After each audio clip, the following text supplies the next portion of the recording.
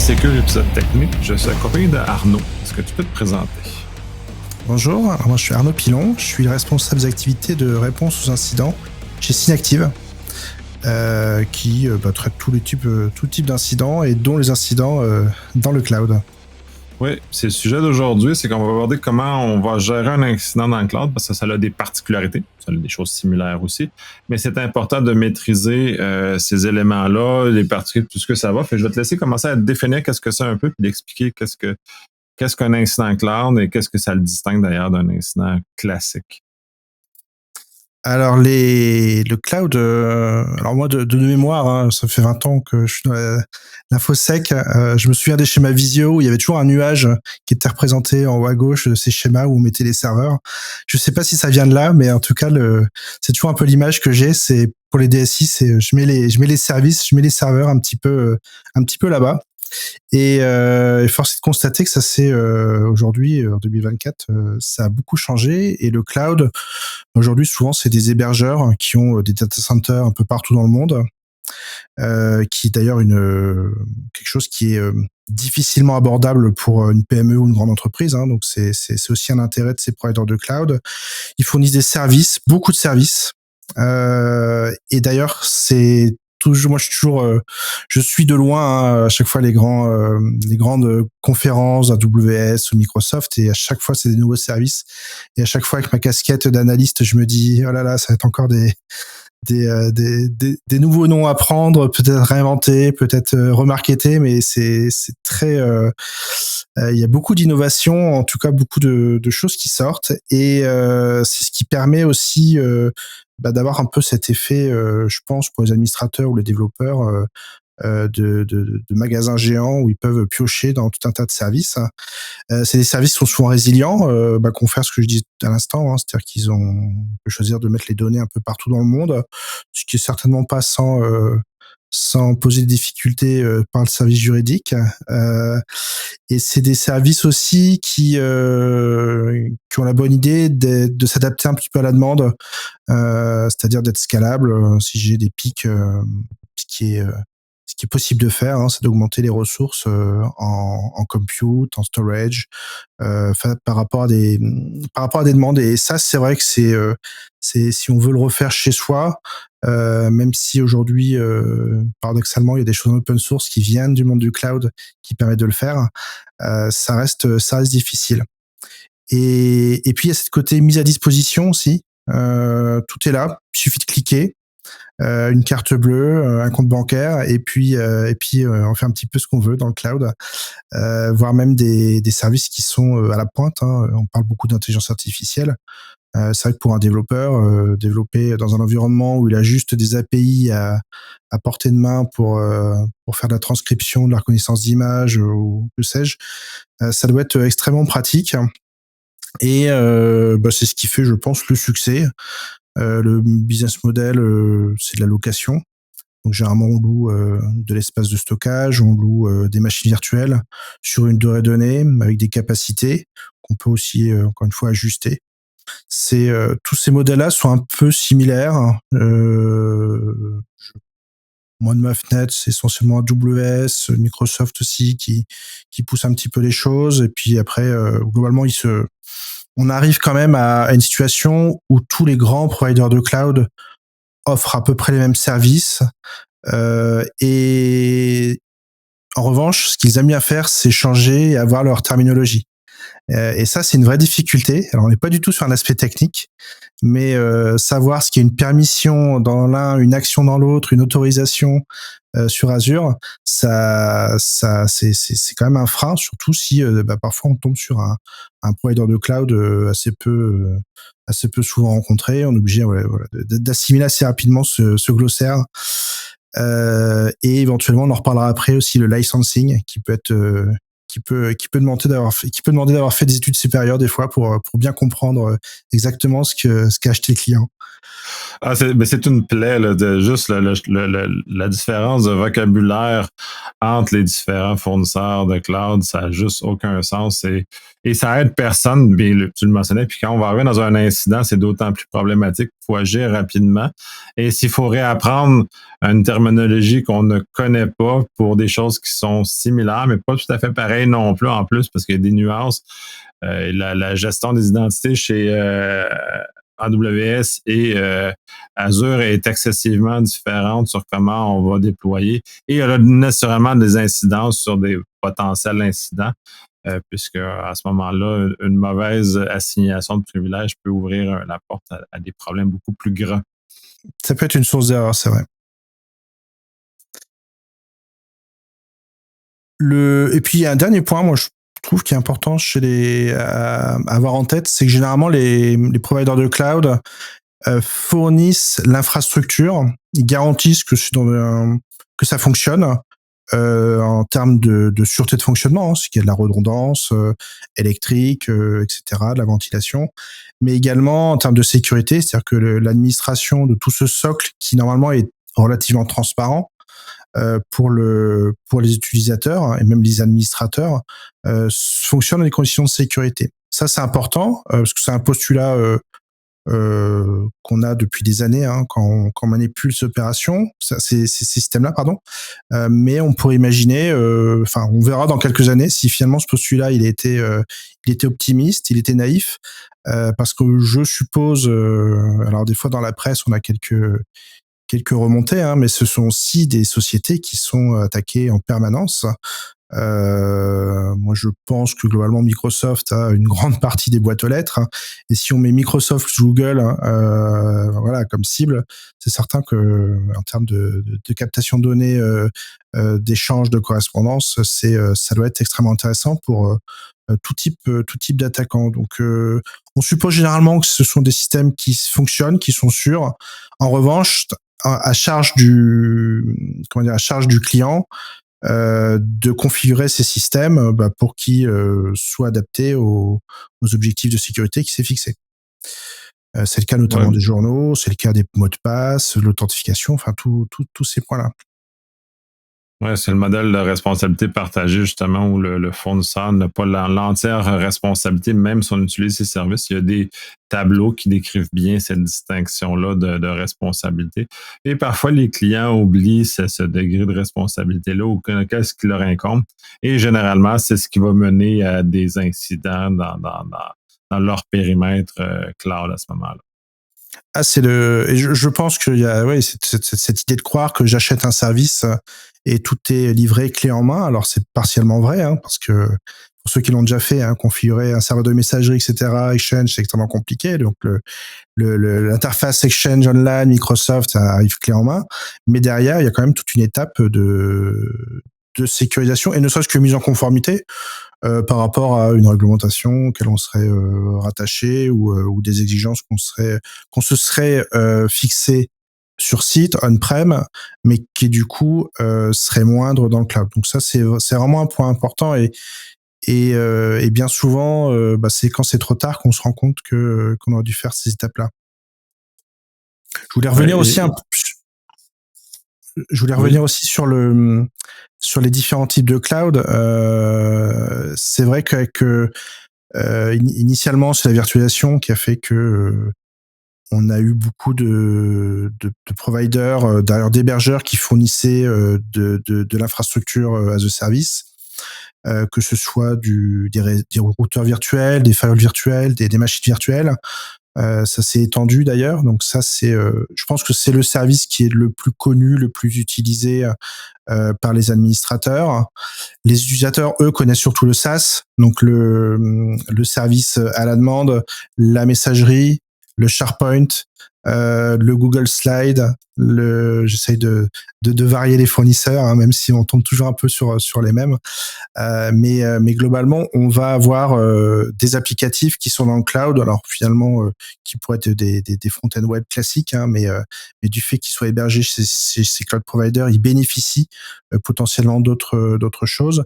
Et puis entre les deux, ce qui a été rapidement, et ce qui a fait le succès, je pense aussi de ces grands fournisseurs, c'est tout un tas de briques qui ont aidé à faire des applicatifs sans se soucier de l'infrastructure. Donc c'est la partie PaaS, où il y a des bases de données qui sont qui sont directement utilisables, des moteurs de recherche, OpenSearch, des Elasticsearch, du storage qui est facilement activable. Et ça aussi, ça fait partie des composantes qui ont fait le succès. Et plus récemment, tout ce qui est containerisation, euh, les Docker, les clusters cubes, qui peuvent être managés directement par le provider cloud. Et pour ceux qui ont déjà fait un petit peu d'administration Kubernetes, savent que c'est une tâche qui est loin d'être simple.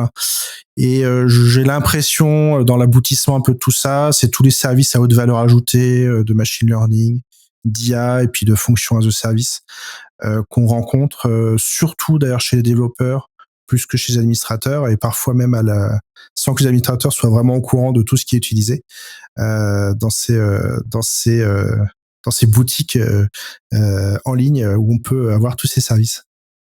Ouais, puis c'est un des énormes problèmes parce qu'on transfère la connaissance qui était historiquement au niveau cyber minimalement que plus des administrateurs qui voyaient les infrastructures, donc pouvaient garder leur cheptel de façon plus serrée, quand maintenant, c'est les développeurs qui ont la capacité d'ouvrir et de consommer des briques qui leur permettent d'arriver à l'offre d'un service qu'ils ont développé. Là. Oui, et d'ailleurs, bien souvent, c'est maintenant plus le contrôle qui va être prédominant que de brider, parce que finalement, les développeurs, l'idée, c'est pas de ralentir leur créativité, mais effectivement de contrôler et éventuellement. Et d'ailleurs, il y a aussi une particularité des providers de cloud, c'est qu'ils fournissent de plus en plus de moyens de se sécuriser, de mettre en place des politiques de sécurité, de remonter ça sur des dashboards qui centralisent vraiment les événements, l'activité. Ça, c'est quand même quelque chose qui a pas mal évolué ces dernières années et qui aide beaucoup à la réponse aux incidents. Oui, ben effectivement, parce que une des clés, c'est d'avoir l'information. Là. Sans information, c'est très difficile de mener une gestion d'incident ou même de détecter l'incident là, par ailleurs. Des fois, parce qu'il y a des incidents qui sont actifs, qui n'ont pas été détectés encore par les sociétés, donc de devoir d'amener ça comme ça.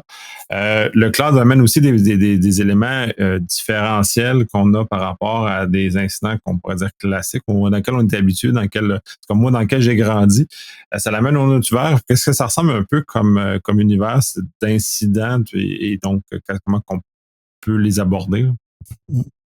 Alors les incidents, elles sont plusieurs natures. Je vais commencer par un petit peu les incidents un peu plus classiques où on retombe, je dirais, dans des méthodes classiques. C'est lorsque finalement la victime a utilisé des machines virtuelles, par exemple, des EC2 chez AWS, et puis s'est fait compromettre sa machine parce qu'elle était exposée sur Internet, il y avait un service vulnérable, un applicatif web avec une URL connue, et s'est fait compromettre sa machine directement et elle est hébergée dans le cloud. Ce qui fait qu'on dit que c'est un incident dans le cloud. Sauf que finalement, qu'elle soit dans un cloud provider ou sur un ESX, un Hyper-V hébergé on-prem chez elle ou dans l'hébergeur de sa région, c'est à peu près la même chose. Et là, on retombe sur, dans un premier temps, des méthodes classiques, typiquement la copie de disque, éventuellement même l'extraction du disque directement au serveur, parce qu'on peut le localiser, le serveur, dans un on-prem, et quand c'est dans le cloud, on peut copier le disque assez facilement. Donc là, déjà, on a toute une catégorie d'incidents qui sont, quand c'est des machines virtuelles, qui peuvent faire appel à des techniques classiques qu'on apprend en école et qui sont largement documentées. Là, on commence à toucher quelque chose de spécifique, c'est quand le tenant lui-même est touché par l'attaquant, soit directement, soit indirectement, d'ailleurs via une machine virtuelle, ça peut être tout à fait possible, et que là, on se retrouve finalement à devoir investiguer une applicatif géant qui est le cloud provider, à l'aide des outils qu'il nous fournit et qu'on aura préalablement configurés. Donc c'est typiquement des accès à des comptes. Ça, c'est très courant comme incident en cloud. C'est des vols de comptes, parce que souvent c'est le point de départ. C'est obtenir un premier pas dans le tenant avec un compte éventuellement non privilégié, et puis gratter les privilèges au fur et à mesure, remonter. Je crois qu'il y a eu d'ailleurs un Polysecure sur le sujet il y a quelques temps, sur les accès de CRED. Oui, absolument. Et ben ça, c'est une méthode qui marche très bien. Éventuellement, ça peut être aussi des accès à des clés d'API, donc c'est un peu l'équivalent que de comptes où derrière il y a des vraies personnes. Et ça, ça va toucher le tenant, et ça, c'est assez différent parce que du coup, on va être tributaire des journaux que nous fournira naturellement le provider de cloud. Alors, certains de ces journaux sont toujours présents. Généralement, c'est les gros journaux d'activité du tenant. Je crée un compte, je supprime un compte, je crée un nouveau service, je souscris un nouveau service. Parfois même la facturation peut donner des idées. C'est assez, enfin, il y a des fois des attaquants qui cherchent juste à faire de la crypto-monnaie, donc ils vont générer du compute, et ça génère de la facturation, ce qui parfois est le point de départ d'un incident de sécurité. C'est la compta. C'est assez cocasse, mais c'est un effet du cloud. Et ensuite, c'est tous les services qu'il aura pu manipuler pour conserver ses accès, pour accéder aux données, et on se retrouve finalement, quand tout est bien configuré, à de la lecture de journaux, de lecture de logs sur une console. Alors souvent elle s'appelle Log Analytics. Alors vous mettez devant ce que vous voulez, mais la console s'appelle Log Analytics. Elle a plusieurs niveaux. Souvent il y a un premier niveau gratuit, voilà, ce que je disais, avec des journaux un peu classiques. Puis dans les versions, parce que tout ça c'est évidemment payant, c'est plus de capacité de recherche, plus de rétention. Il y a une frontière un peu symbolique entre les 30 et les 90 jours. C'est souvent qui est un peu difficile à dépasser gratuitement, donc il faut généralement avoir des licences ou souscrire à des services, enfin à des coûts supplémentaires de stockage. Et puis éventuellement de rajouter de la cyber, donc du threat hunting, des IOC déjà connus, éventuellement même des applications tierces qui peuvent se greffer au tenant. Et là, on rentre quand il y a tout ça, effectivement, à la lecture, un peu comme on peut avoir pour du SOC, la lecture de journaux et de rechercher des points de départ de l'incident. Qu'est-ce qui a fait l'attaquant? Il y a quelque chose qui marche très bien dans le cloud, c'est de suivre l'activité d'un compte qui a été usurpé. Ça permet de globalement de tracer d'une part la timeline et globalement le premier périmètre, en tout cas, qu'on peut mettre dans le giron de la réponse aux incidents pour investiguer. Soit l'attaquant s'est contenté de rester dans le control plane, c'est-à-dire vraiment dans la partie tenant, soit il a commencé à chercher à aller sur des services à plus haute valeur de base de données ou de machines virtuelles, voire même dans certains cas de remonter vers le SI sur site, parce que la plupart du cas dans les entreprises, ils vont créer des routes, des liens directs, entre guillemets, LAN to LAN, entre le cloud et les sites. Donc ça peut être aussi un vecteur d'entrée.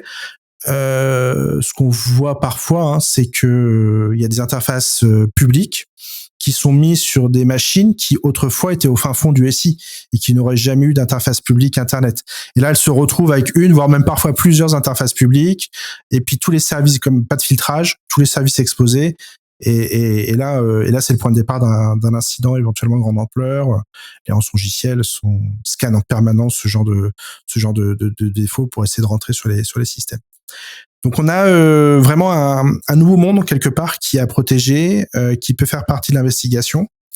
Ce qui peut sembler, alors c'est plus complexe, et en même temps, ça peut nous aider, nous, en tant qu'analystes en incident, parce que du coup, on bénéficie aussi de ces services. Si on suppose que le cloud provider est de confiance, on peut très bien imaginer, et ça c'est une pratique qui est aujourd'hui assez répandue, c'est au lieu de tout télécharger chez soi pour faire de l'analyse, alors ce qui est une pratique, parce que ça permet de retrouver ces outils, mais on peut aussi imaginer se créer un petit environnement d'analyse dans le cloud, éventuellement dans le même cloud provider, éventuellement dans un autre tenant, et se partager comme ça les disques, les éléments directement de tenant à tenant, et ça accélère grandement la réponse incident. Donc ça, c'est une pratique qui est un peu différente, qui permet d'aller généralement plus vite, notamment dans les étapes de collecte, qui sont toujours les plus compliquées en réponse aux incidents, quand les logs existent.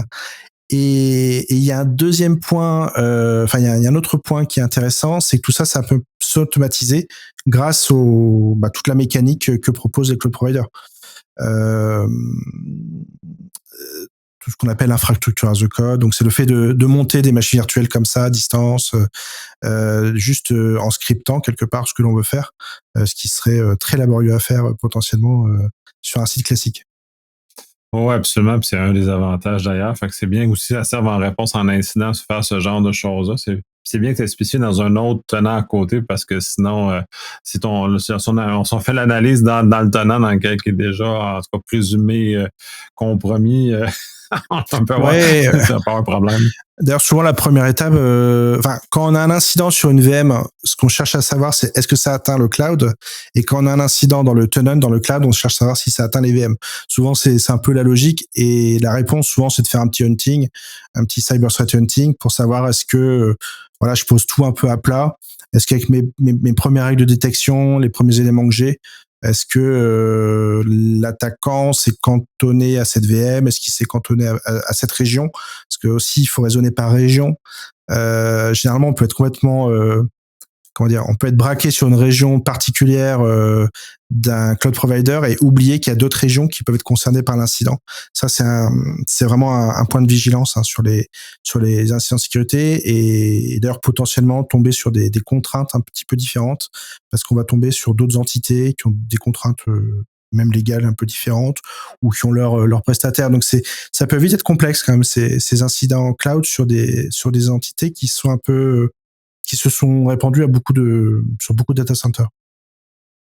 Ouais, c'est courant. Puis là, ça implique aussi la notion de multi-cloud, c'est-à-dire que c'est un incident qui traverse les frontières de plusieurs fournisseurs d'une même compagnie qui s'est prémunie de plusieurs. Puis c'est pas rare d'avoir ce genre de configuration-là, soit par l'acquisition de solutions spécifiques ou l'université qui est obligée, puis même multi-régions aussi d'ailleurs qui sont très particulières parce que les régions ne se répliquent pas nécessairement entre eux autres. Donc, il peut y avoir un incident dans une région, pas dans l'autre, ou ça peut, mais pas de la même façon, ou on peut avoir d'autres considérations qui sont très différentes. Ouais, et puis il y a un effet de volume aussi, du coup. C'est-à-dire que comme il suffit de cliquer globalement pour avoir des machines, des services, et que parfois la limite n'est que financière, hein, on peut se retrouver et des volumes extrêmement importants à traiter. Et là, bon, les outils sont tels qu'ils sont. Ils vont dépendre hein, entre un Sentinel, un Chronicle, un BigQuery. Enfin, ça va dépendre un peu des outils, mais c'est vrai qu'on, dans tous les cas, il y a parfois un volume de données qui est important. Je peux pas, c'est pas comme si j'avais une quantité de logs où je pouvais globalement tous les faire plus ou moins visuellement. Là, il faut vraiment être méthodique, pardon, pour euh, pour traiter ce type d'incident. Ouais. Oui, mais justement, puis là, tu parlais des outils qui sont disponibles sur les plateformes.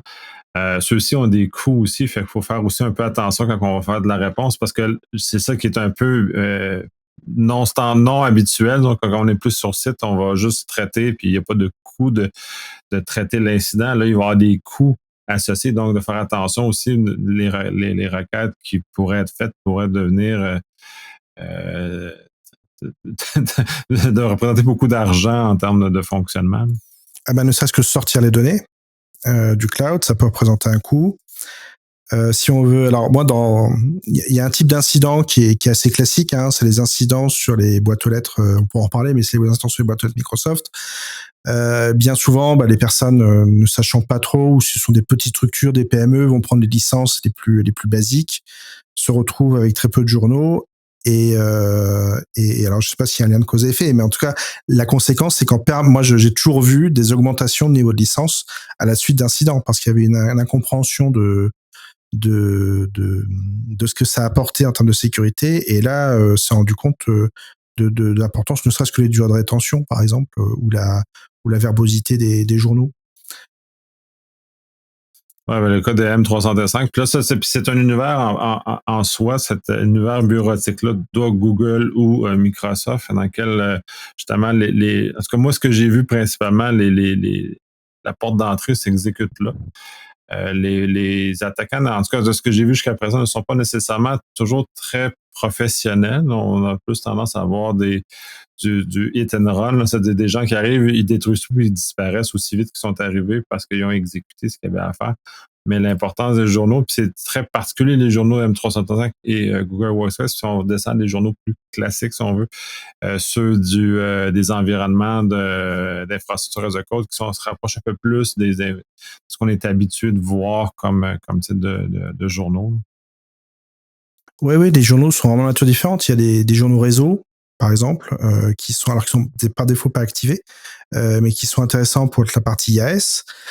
Sur la partie Microsoft 365, alors c'est toute la subtilité dans le jargon Microsoft, mais ce sont des capacités qui sont présentes, mais qui sont pas forcément toujours activées par défaut, selon le niveau de licence. Donc ça, c'est un point qui est important. Le côté readiness pour la réponse à incident, elle prend tout son sens sur Microsoft 365. On retrouve pareil tous les SharePoint, tous les S3, les journaux sont pas forcément activés non plus. Donc savoir s'il y a une exfiltration, du coup on se réfère à des journaux éventuellement réseau ou des traces d'éléments, mais on peut rester aussi. D'ailleurs, il y a beaucoup d'incidents cloud qui restent sur une non-réponse.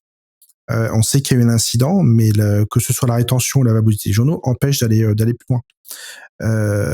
Alors que tout est là. Donc, à un moment donné, est-ce que les choses vont évoluer? Ça, je sais pas. C'est parfois le cas. Hein. Il y a Microsoft qui a eu un incident. C'était quoi? C'était en septembre de l'année dernière.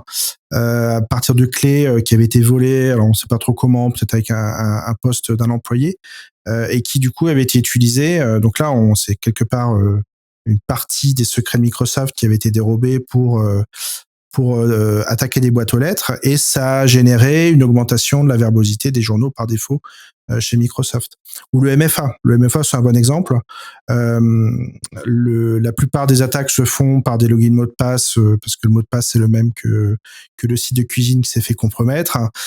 Et du coup, les attaquants rentrent. Depuis, maintenant, le MFA, c'est quelque chose d'activer par défaut énormément d'endroits, et je pense que d'ici 2025 ce sera quasi généralisé, parce que ça évite aussi enfin ça coûte cher tous ces incidents à tout le monde, donc ça permet d'augmenter quand même significativement la résistance de ces services. Mais c'est vrai que les journaux sont assez différents, et d'ailleurs bien souvent si vous prenez pas les templates des machines virtuelles qui sont proposés par les cloud providers, vous n'avez pas les journaux du système non plus.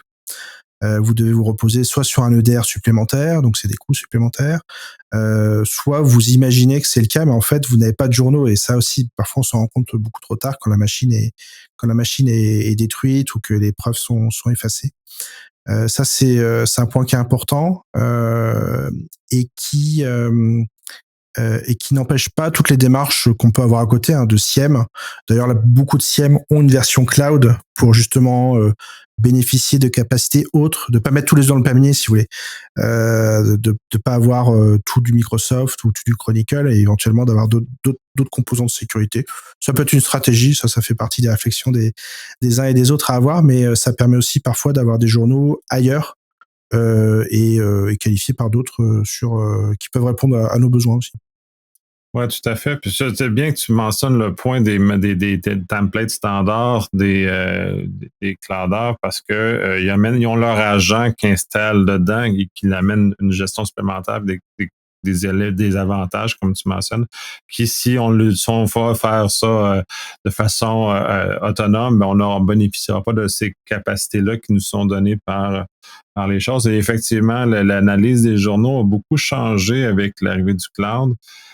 Puis derrière, comme tu mentionnes très bien, les grands fournisseurs qu'on nommera pas, mais qui sont pas de ceux des fournisseurs, offrent aussi des capacités en dehors qui nous permettent justement de faire des analyses hybrides entre ce qui est sur site, ce qui est dans le cloud, tout ce qui valide là-dedans, comment on traite ça et comment on traite, ou même traiter le multi-cloud si on est dans des contextes comme ça où on est capable d'avoir une vision relativement uniforme de l'ensemble. Parce que ça devient une très grande difficulté de capable de voir à une seule place toute l'information utile pour la gestion de l'incident. Puis ça peut devenir très ardu, des fois, de voir dans des petits raccoins ou dans lesquels un attaquant s'est peut-être caché. Là.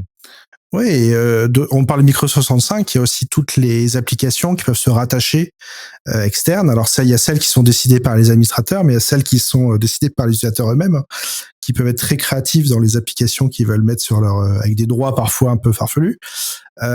S'il y a des, voilà, si vous êtes s'il y a des, parmi les personnes qui nous écoutent, les gens qui administrent des tenants Micro-65, je vous invite à regarder de temps en temps la partie applications tierces qui ont des privilèges. C'est toujours, enfin, ça peut être un point d'entrée. D'ailleurs, ça l'est parfois. On a déjà eu des incidents où le point d'entrée, c'est une application qui se faisait passer pour une application légitime parce qu'elle a le même logo.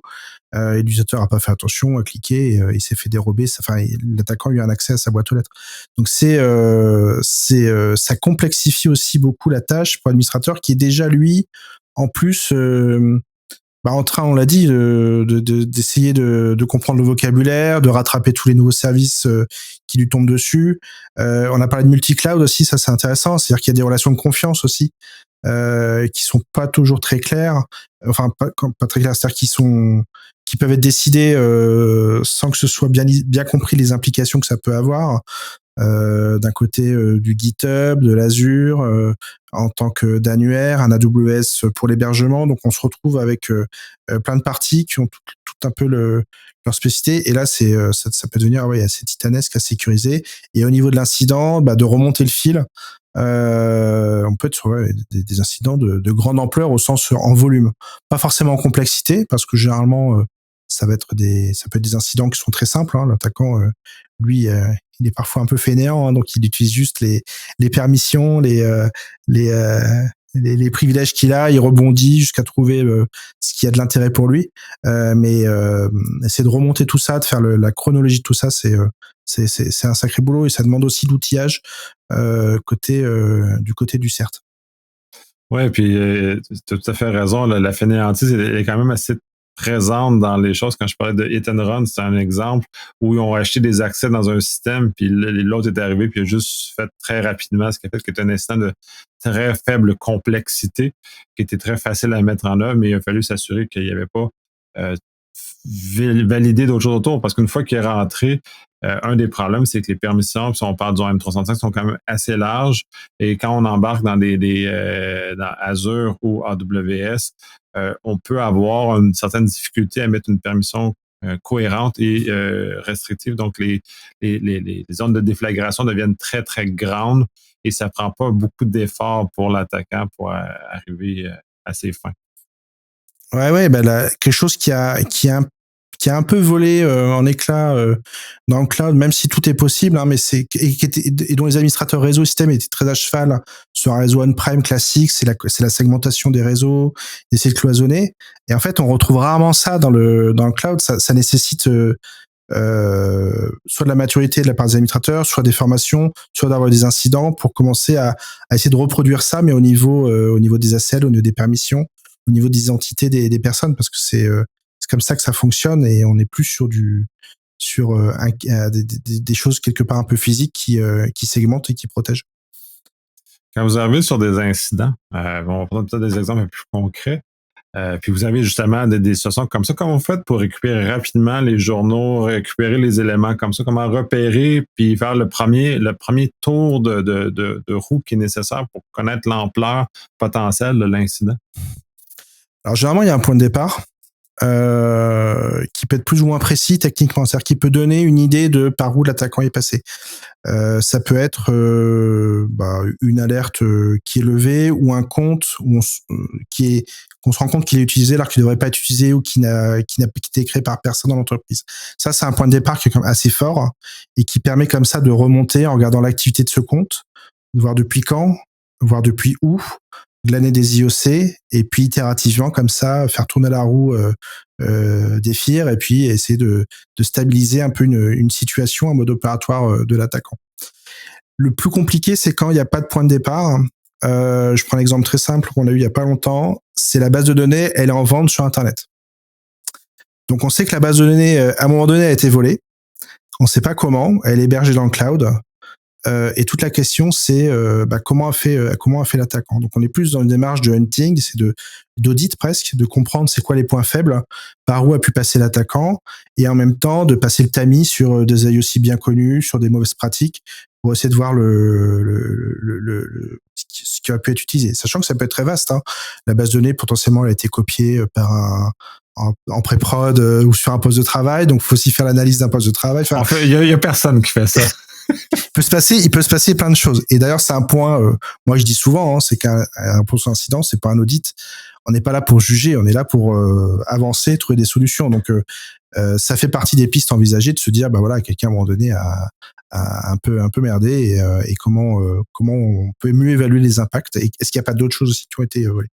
Donc ça dépend un peu de tout ça. Et tout ça, normalement, ça remonte sur quand même, à un moment donné, il y a un compte ou plusieurs comptes qui sont impliqués, qui ont été volés ou qui ont été créés. Et cette vision par compte temporelle, et on adosse à ça d'IoC, voire même on contextualise un peu avec des IoC externes, ça permet généralement de délimiter rapidement le périmètre, ça c'est important, depuis quand l'incident a eu lieu, et du coup et en ayant une connaissance du mode opératoire, ce qui permet de se dire que les premières mesures qu'on a prises pour contenir, juguler un peu l'attaque sont les bonnes, ce qui n'empêche pas souvent de faire un petit audit après, un petit test d'intrusion pour voir s'il n'y a pas d'autres choses qui auraient été oubliées.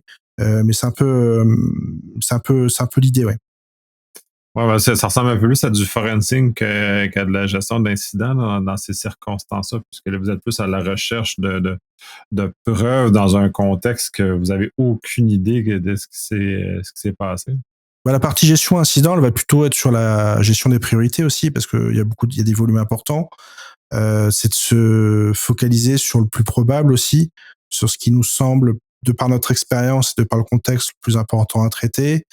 De faire le lien avec le légal, la communication aussi, parce que généralement il y a des données personnelles qui sont impliquées, et bien mesurer les impacts, hein. On a parfois des incidents qui partent très fort, compromission d'une base de données, encore une fois, dans le cloud qui est hébergé, un MySQL qui est hébergé, et au final on se rend compte, après moultes analyses, que il y a juste entre guillemets un cryptomineur qui a été installé sur ce serveur. C'est-à-dire que l'attaquant ne savait pas où il était. Il avait beaucoup de choses à prendre, et finalement il s'est contenté. Et tant mieux. Quelque part, c'est presque un exercice grandeur nature avec peu d'impact, mais ça permet de et je t'assure, après tout le monde est sensibilisé, hein. Quand tu pars en crise et qu'à un moment donné ça se dégonfle le soir, le dimanche soir, parce qu'on se rend compte que finalement il y a beaucoup moins d'impact, hein, ça fait une bonne sensibilisation. Les services en SaaS aussi, hein, sont des incidents très courants. Le vol de mot de passe, les boîtes aux lettres Microsoft. Le classique, c'est les business email compromise. C'est la boîte aux lettres qui est compromise, qui est utilisée sur un client, sur un fournisseur, ou pour faire des fausses factures, changer des RIB. Enfin, ça, c'est le grand classique. Pour le coup, c'est des attaquants souvent qui sont assez organisés, qui parlent la langue de la boîte aux lettres qui a été compromise. Nous, on a des francophones où le français est même très bon. Ils connaissent bien les circuits financiers aussi. Ils surveillent les calendriers, ils surveillent quand les personnes sont en vacances. Enfin, c'est bien rodé, hein, là, c'est professionnel. Mais encore une fois, ce sont des attaquants qui, une fois qu'on connaît leur mode opératoire et qui sont détectés, ensuite c'est assez facile entre guillemets de retrouver. Encore faut-il avoir des journaux. Donc dans Microsoft 365, avoir les journaux, c'est globalement, ça se résume à avoir la bonne licence. Il est possible de configurer un peu le tenant pour enrichir tout ça, même avec des licences de base, mais ça reste quand même après un point avec les licences, certainement pour des questions de volume, des questions de voilà, ça coûte de l'argent d'une manière ou d'une autre à Microsoft, faut qu'il le récupère d'une certaine manière. Et puis éventuellement d'avoir d'autres systèmes, ça permet d'éviter les phishing par exemple. Très compliqué à faire sur la base des journaux web, hein, des journaux, pardon, mail. Vous avez un tas de mails, savoir s'il y a un phishing. Si en amont il y a un outil qui vous a déjà fait le travail avec un tas de moteurs, ça peut aider. Donc les incidents de boîte aux lettres, ou en SaaS aussi. Aujourd'hui, la messagerie, ça reste quand même le plus évolué. On pourrait imaginer qu'à terme, les d'autres applications SaaS soient aussi évoluées. Mais il y a quand même des outils qui sont là pour aider l'investigation. Oui, puis c'est ça. De vous, de votre côté, est-ce que vous avez des outils privilégier pour faciliter votre travail ou des approches, tu parlais de IOC, infrastructure as a code, qui permet justement de monter rapidement certaines infrastructures. Y a-t-il d'autres éléments comme ça qui peuvent justement accélérer et réduire la douleur du travail d'investigation? Alors la première réponse, c'est un outil qui est magique, que je conseille à tout le monde, qui demande un peu d'apprentissage, c'est Python. C'est-à-dire que globalement, en fait, on est face à des infrastructures qui sont hautement programmables, qu'on peut interroger. Donc au final, un langage de programmation, alors j'ai Python ou celui que vous préférez, peut déjà aider, même PowerShell. Si vous êtes motivé, mais peut aider. Ensuite, sur GitHub, il y a pléthore d'outils. Il y a des outils d'incident response, des Hawk, l'ANSSI en France a publié aussi des outils pour collecter les journaux. Alors souvent, c'est quand même dans une démarche de récupérer les journaux, de les rapatrier. Sinon, ça veut dire utiliser. Et d'ailleurs, souvent, tu poses la question, qu'est-ce qui est le plus rapide? Le plus rapide, c'est de commencer par travailler directement dans le cloud, c'est-à-dire d'utiliser les outils d'analyse qui sont fournis par le provider. Ça donne des premières pistes.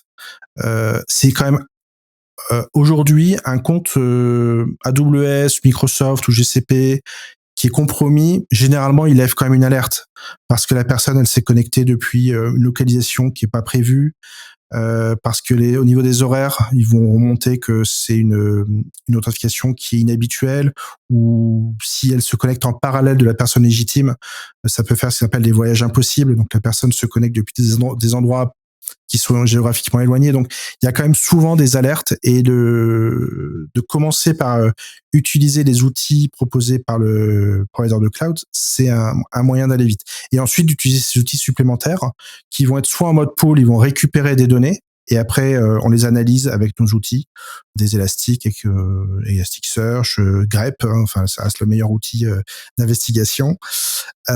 Ou alors, c'est des outils qui vont se connecter aux API et qui vont chercher des défauts de configuration, qui vont plutôt rester dans le cloud, entre guillemets, même s'il y a toujours des échanges de données, jusqu'à l'étape où ce que j'évoquais tout à l'heure, c'est le fait de monter des machines directement dans un tenant à côté et de faire l'analyse à l'ancienne, mais au plus proche de la donnée. D'ailleurs, c'est souvent ça, dès que les données dépassent une certaine taille, la réponse d'incident, le forensic qui se fait au plus proche de la donnée pour éviter ces va-et-vient, quitte à avoir deux démarches en parallèle pour après, encore une fois, des fois avoir ces outils, sa base d'IOC qu'on peut pas voir partir dans le cloud. Alors parce qu'après, il y a d'autres considérations dont on n'a pas parlé, mais c'est que les données, elles sont aussi, elles sortent de votre récit. Donc quand vous avez votre outil, nous on a quelques développements internes, on est toujours très précautionneux à les sortir sur des environnements qu'on maîtrise moyennement ou qui sont supposés compromis. Alors parfois on les retrouve sur VirusTotal, bon bah c'est comme ça, mais ça fait partie aussi des précautions qu'a un analyste, ouais, et puis et puis également de tester les outils une fois sur des tenant tests pour voir s'ils tiennent la charge. Il y a des fois des tenants qui sont tellement gros qu'il y a tout un tas d'outils qui ne fonctionnent plus. De par l'algorithmie, quelque part, la façon dont ils sont implémentés, ils ne tiennent pas des gros tenants où il y a plusieurs centaines de milliers de comptes.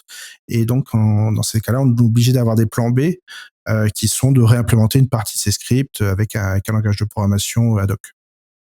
Ouais, j'avais vu notamment dans les configurations M365 qu'il y a des délais de récupération qui peuvent être très longs si les tenants sont plus gros. On parlait du nombre d'utilisateurs notamment. Peut être un stopper assez important à la vélocité que la gestion d'incidents peut avoir pour arriver à résoudre le plus rapidement, parce que c'est un peu ça aussi, de résoudre rapidement le dit incident. Ouais, et d'ailleurs, dans certains cas, le débit, je pense qu'il est volontairement bridé.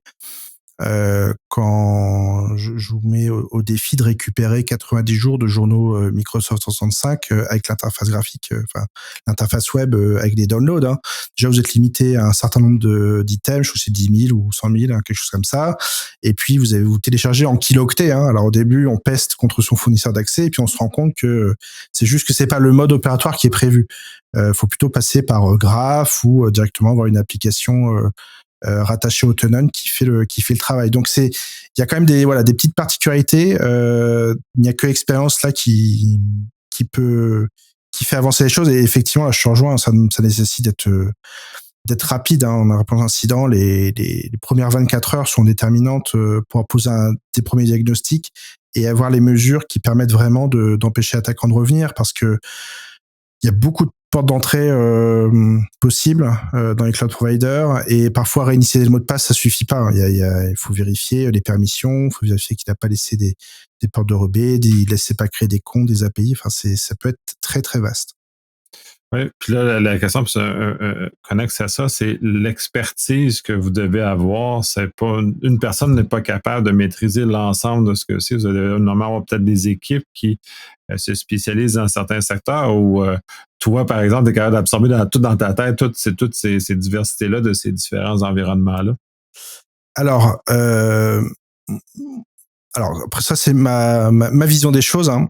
C'est quelqu'un qui fait qui fait la réponse d'incident au sens large. Je vais pas entrer dans les débats. Des fois, on sépare les rôles forensic, incident handler. Bon, de manière générale, c'est important qu'elle connaisse un peu tout globalement de comment ça fonctionne. Et sachant qu'il y a vraiment des choses communes dans les providers cloud. Je connais pas, par exemple, IBM Cloud. Je n'ai jamais rencontré, mais je suppose que ça fonctionne globalement comme les autres. Alors, peut-être que je me trompe, mais je pars de ce principe-là. On a quand même la chance aujourd'hui, c'est très bien documenté. En tout cas, suffisamment pour commencer les investigations. Donc généralement, on va être sur des profils de personnes qui connaissent un peu tout et qui sont capables rapidement de monter en compétences, qui sont bien formés pour reproduire des schémas qu'ils ont appliqués dans d'autres incidents sur un nouvel environnement. Et au fur et à mesure de l'expérience, évidemment, se créent des spécialités. Donc, quelqu'un qui a déjà fait 3 incidents sur GCP, il sera pas plus calé que celui qui en a jamais fait, et moins que celui qui en aura fait 10, parce qu'il aura vu l'évolution des choses, des cas particuliers. On est toujours, dans la plan d'incident, on est toujours biaisé par son expérience. C'est-à-dire que c'est à la fois un avantage, c'est que ça permet d'anticiper des choses, et en même temps, on a envie de reproduire ce qu'on a déjà vu, et ça, c'est un biais qui est énorme, et qu'il faut essayer c'est pour ça que c'est bien d'alterner, ou d'avoir des binômes, ou des trinômes, ou carrément une équipe qui est constituée de compétences diverses et variées, des gens qui connaissent des environnements et puis d'autres. Et puis on a parlé du multi-cloud, donc là, ça nécessite d'intervenir de plusieurs personnes. On peut avoir du malware aussi à un moment donné qui arrive, donc ça veut dire avoir des compétences de compréhension de malware, voire de rétro si le malware est un peu costaud ou inconnu, et de système, c'est-à-dire qu'on peut retomber. Je parlais tout à l'heure de la machine de l'admin qui a une copie, peut-être que ça vient de lui, il a un infostealer sur son poste, ça nécessite de comprendre son environnement. C'est clair qu'il y a des choses qui sont compliquées. Hein. Suivre tous les services d'Amazon, je pense que c'est un travail en soi. C'est très compliqué, il y en a tout le temps. Ceux de Google aussi, je veux dire tous. Et également toutes les technos de containerisation, ça évolue très vite. On a des incidents sur Docker, sur Kube. Alors chez Synactive, moi j'ai la chance, c'est qu'en allant dans le couloir d'en face, j'ai mes amis pentesters qui ont eux le regard inverse.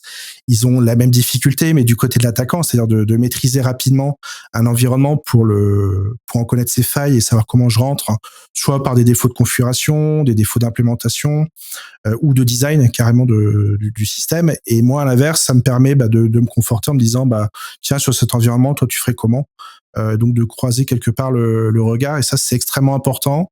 Aujourd'hui, et d'ailleurs, ça, c'est un point, hein, c'est qu'il y a les technos sont vastes pour l'attaquant ou la défense, et de savoir les deux, c'est encore un autre niveau.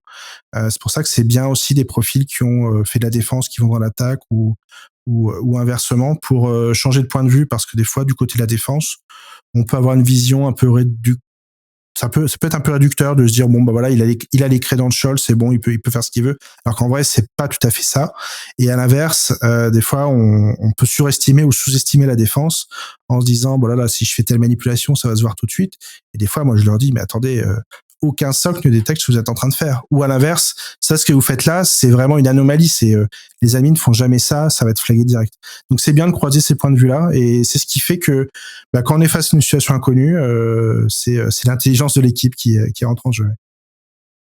Oui, tout à fait. Puis pour en avoir géré, moi, je suis plus le généraliste qui connaît partout, mais qui me fait accompagner de plein de spécialistes de ce genre-là. Fait que j'étais un peu curieux de voir comment vous abordez la chose. Puis là, c'est sûr que vous avez la chance, en plus, d'avoir des équipes de reavers, des équipes de pentest aussi qui peuvent venir enrichir la gestion aux incidents. On a fait un bon tour. Est-ce qu'il y a des sujets qu'on n'a pas abordés que tu aimerais discuter? Bah, il y a un point qui est vraiment important, moi je pense, qui manque, c'est la préparation aux incidents sur le cloud. Je pense qu'aujourd'hui, ce qu'on a évoqué en fait au début, c'est que les personnes qui achètent des services dans le cloud pensent vraiment que c'est configuré aux petits oignons pour leur cas d'usage. Alors que c'est pas vrai. Il faut vraiment déjà avoir des compétences, donc d'avoir des personnes qui sont formées ou conformes à ces nouvelles technos. Faut pas parachuter le choix d'un cloud provider sans en parler aux équipes techniques. Faut au minimum qu'elles soient préparées. Et du coup, préparer aussi le terrain, et ça va avec la gestion de crise, hein, alors le sujet du moment, la résilience, etc. Enfin, ça va avec tous ces sujets-là, c'est de se dire, à un moment donné, les choses peuvent m'échapper, parce que je suis quand même sur des technos qui évoluent vite, les vulnérabilités aussi, qui sont exposées. Et voilà, faut se préparer, avoir des journaux, des plans de reprise, et puis quelques bons réflexes aussi. C'est sûr qu'on va pas débarquer dans le data center de Microsoft pour débrancher tous les câbles réseau, hein. Donc il faut avoir des plans des fiches réflexes qui soient associés vraiment à cet environnement. Absolument. Puis c'est un des éléments très importants puis qui facilite la vie de réponse à l'incident, là, justement, quand tout ça est correctement mis en place et on ne doit pas le faire à la volée ou Ah, mais le nombre d'incidents dans le cloud où voilà, on n'a pas tous les journaux, ou si l'incident il a lieu il y a 100 jours, c'est fini. Si rien n'a été mis en place, ou si vous n'avez pas les bonnes licences, c'est fini. Donc ça c'est régulier. Ouais, mais ça fait la différence pour un incident qui est une fin heureuse ou un incident qui a une fin un peu moins heureuse pour ceux qui le suivent. Ça fait un bon tour. Je te remercie énormément. C'est très intéressant ce genre de choses-là parce que justement, ça amène la saveur du jour. Et comme tu le mentionnes bien, les gens sont peu préparés pour affronter la saveur du jour. Donc, on a encore une étape d'amélioration pour aider la gestion des incidents et à terme essayer de réduire le nombre de incidents. Je te remercie en tout cas pour l'invitation. C'est avec plaisir.